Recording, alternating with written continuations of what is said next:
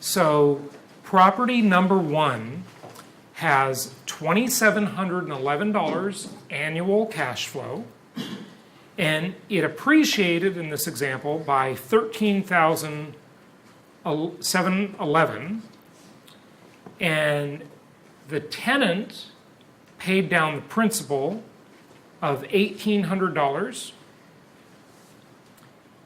and you put $31,000 into the deal. How did that go for us?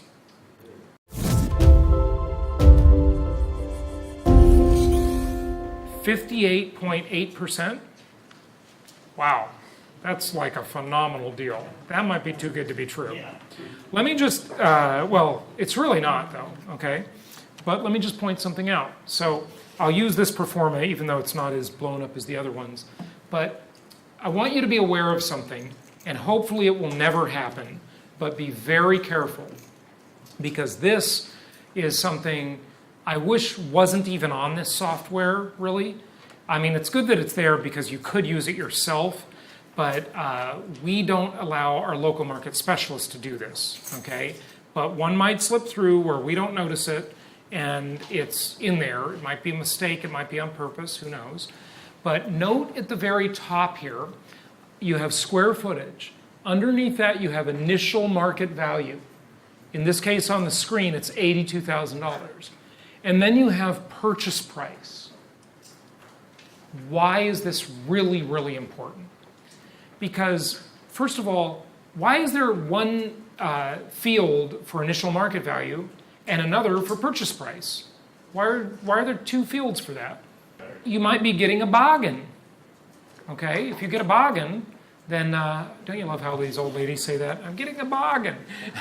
If you get a good deal on it and you buy it below market, then you'd want to put the price you pay in there and the market value, which might be higher. Maybe you'll overpay. Maybe it'll be the opposite way, and that's not good, right? Then the seller's getting a bargain, okay?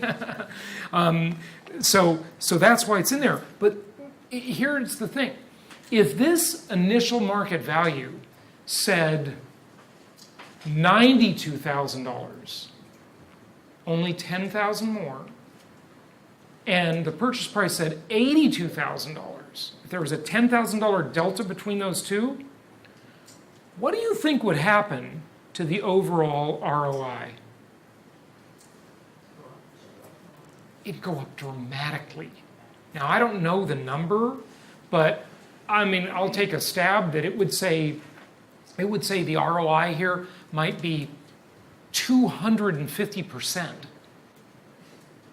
in the first year, because there's just a massive difference if you get that property below market value. We won't allow any of our local market specialists to say a property is below market value because it's just too hard to really know. How do you know the value of a property? That's one answer. Whatever it sells at? I'm sorry, I have a dovetail question for that. Okay, well first, the real answer is not the appraisal, it's what it sells for. Because the best appraisal in the world is getting a buyer to pay that price, okay?